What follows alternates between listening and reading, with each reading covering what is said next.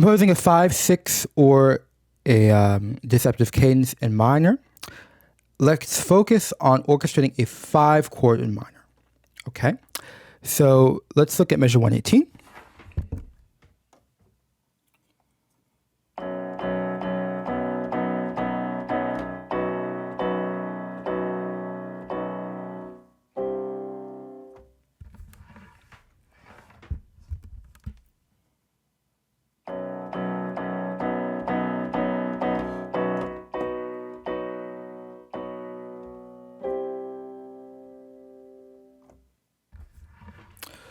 So if you look at measure 18, if you look at the basses and cellos, it's open fifths, okay? If we look at the French horns, we see the same phenomenon. And if you look at the bassoons, okay, it's not open fifths, but it's octaves, okay? So we have a chord that is a 5 chord, as we saw in the precedent video. However, it does not yet have the third. However, in measure 119, the third arrives.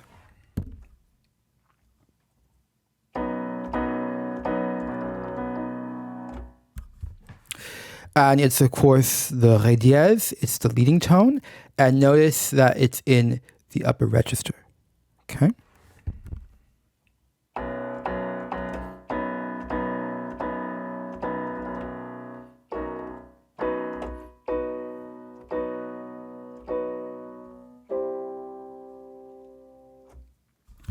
And where you place the leading tone is very powerful in a 5 chord, specifically in minor, because it is an alteration of the actual key signature, and it of course gives a sense of hope. You know, that when we have the kind of the sense of the dominant in minors always gives a certain sense of relief. Even though it's very powerful, it kind of takes us away from that kind of droopy, kind of dark or somber feeling.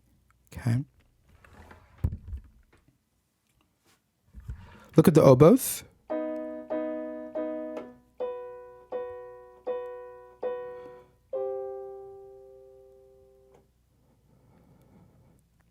Now let's look at the violin 1.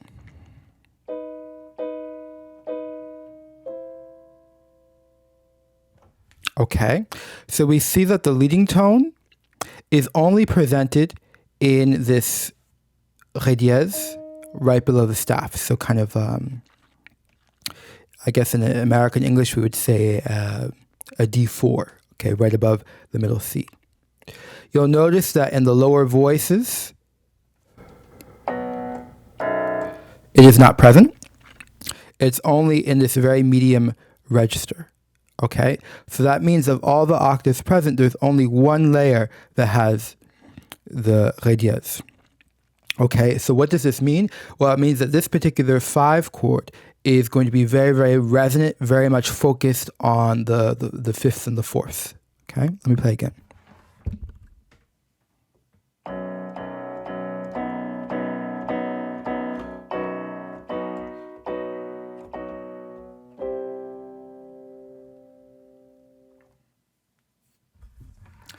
Now, there are many ways to orchestrate the 5 chord, but just something to notice here is that it's going to have quite a dark feeling, partly because of the orchestration. There's so much lower presence. And even when we bring in more instruments, like we bring in the oboes, they're quite a rough register for them, clarinets as well.